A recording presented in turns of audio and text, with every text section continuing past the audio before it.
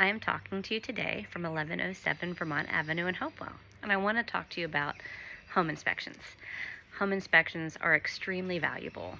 Buyers, you definitely want a home inspection on your future purchase because it really gives you a good idea of safety concerns, deficiencies, and a nice timeline as to, okay, what kind of life is left on the roof, the windows, the mechanicals, those types of things. So it kind of helps you create a honey-do list for your home for the next couple of years and what you should prioritize, save money for, what should be something that you take care of right away.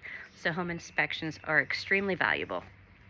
They're great for negotiating safety issues and scary stuff before you own the house, and they're great for outlining just things to do in the future. So definitely recommend them.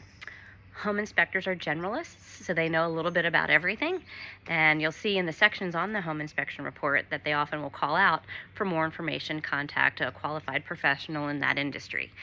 Because they're generalists, that comes up a lot, and they point out things. They're human. They point out things that look like something that might be something because they're looking out for you and they want you to explore it and get more information.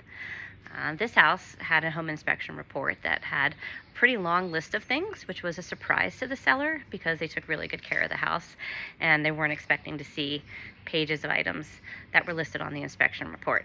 Most of them turned out to be things that they could tackle in half a day on their own, so it really wasn't a big deal. But there were two words on the inspection report that were scary, that would scare anybody. Those words were asbestos and mold. And upon further exploration, the items that were called out as asbestos and mold turned out not to be. The asbestos items, possible asbestos items, were things that were purchased at Lowe's a couple years ago that had to do with the furnace and insulating some ductwork. And then the mold that was suspected in a closet was not mold. It was where belongings rubbed up against the paint, and there was just transfer from those belongings to the paint that looked dark like mold but was not. So upon further investigation, the scary things on the report weren't actually scary after all. The buyer didn't attempt to negotiate. This person just decided that they didn't want the property, and we did provide the inspection report along with the items that the sellers were willing to address and the comments about the things on the report that weren't actually accurate to the future buyer, and the buyer accepted the inspection report, and we moved forward with a new purchase. And within that first 10 days of being on the market, sold the house for the second time.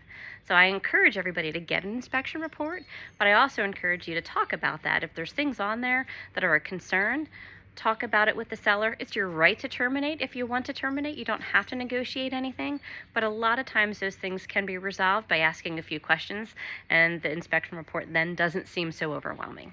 So just food for thought. Thanks so much. Have a great day. Bye.